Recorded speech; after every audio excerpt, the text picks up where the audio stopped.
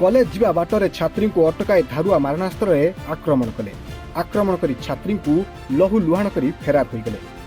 एभली अभावनीय घटना घटी कटक जिला कुहुंडा पंचायत विरूपा सेतु निकटस्थ मूल बसंत माइनर केनाल बंध उपर। सूचना मुताबक आज दिन 11टा समय जेएन कॉलेज कुआरपाड़ को क्लास करने को जीवा रास्तार शुभस्मिता साहू नामनी युक्त 3 प्रथम वर्षर छात्री को 2 जन अजना युवक अटकाई लुटपाट उद्यम सहित एक धारुआ छुरी रे बेक काटिबा उद्यम करथिले।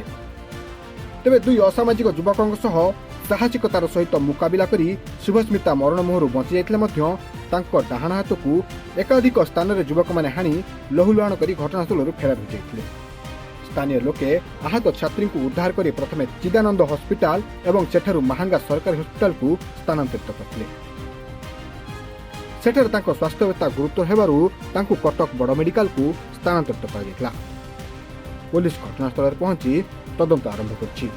जाऊला कॉलेज जाऊला हाणी दीजन बाटे दादा आमर फोन करता बापा जी फोन कले जाओ देख हाट भाई कौन एमती झील पढ़ुला कौन करूला कोठी जाऊ से कॉलेज जाऊला बणुआ कॉलेज बाटर गला एमती हेछि सब असुविधा। दिन समय केते बेला? हाँ 11टा पाखापाखि टाइम हम कौन कहया चाहूँ कौन कहबू अधिकारी जहाँ करेंगे शासन आम तो आउ कौन कहबू।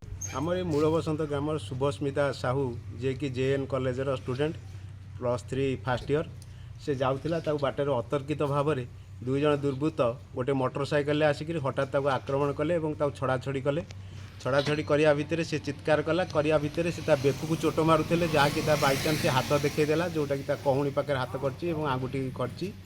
ग्रामांचल में यही प्रकार घटना आम आगुरी के घटी नाला यही प्रकार जब कार्यक्रम हम पिला माने पाठ पढ़िया क्या केमी कौन जी समस्ते भयभीत अवस्था अच्छा समस्ते ग्रामवासी एवं ये अंचल बहु लोक भी आसी जमा होती समस्ते मेडिकल पठाला आम चाहूँ पुलिस यापर कठोर पदक्षेप नौ आगामी दिन में युवा सब कमी न हो से पुलिस तत्परता देखा उचित ता ना आस्ते आस्ते ये क्रिमिनाल मानकर ये आतंकवाद चलैला भाया किसी कार्यक्रम चली समस्ते भयभीत अवस्था आम सब अच्छु। सालेपुर जस्नारायणी सिंह रिपोर्ट टुडे।